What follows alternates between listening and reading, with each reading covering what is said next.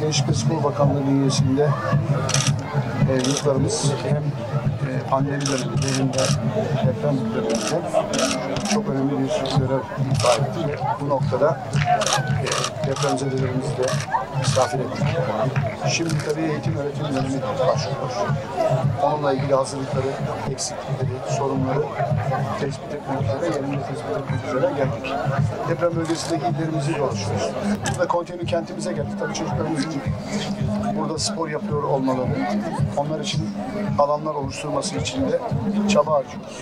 Malumunuz mekanımız biraz dar ama geliştirdikçe, yeni alanlar açıldıkça onlara da zamanlarını geçirecekleri, spor yapabilecekleri imkanlar sağlamak amacındayız.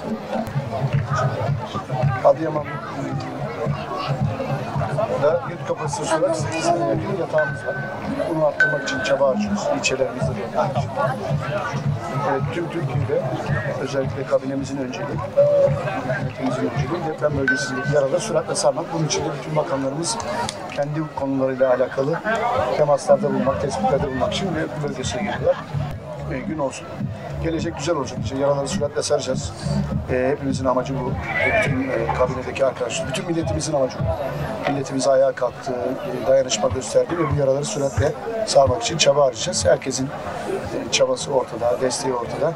Süratle bunları çözüp ortaya güçlü bir ülke olarak Adıyaman'ımızı, bölgemizdeki diğer deprem illerimizin süratle ayağa kaldıracağız. Sanayisiyle, spor tesisleriyle, konutlarıyla, sağlık sistemiyle her şeyle ayağa kaldıracağız. Biz de bugün kendi tesislerimizin onarımlarıyla ilgili, hasar görenlerle, onarımlarla ilgili tespitleri yaptık. Süratle onarımlara devam ediyoruz. Yeniden onarılması gereken yerleri de tamamlıyoruz. Adıyaman sporunda sahasıyla alakalı bazı talepler var. Onları da süratle ilgileneceğiz. Valimiz ve yetkililer onu dile getirdi. Milletvekillerimiz bu talebi dile getirdi. Çünkü liglerde başlayacak. Onların maçı oynayacak sahayla ilgili, çim sahayla ilgili, işte üniversitemizdeki alanlarla ilgili, spor desteğiyle ilgili talepler var. Onları süratle tamamlayıp hazırlayacağız. Yeniden hayatın normale dönmesi için hep beraber çalışacağız.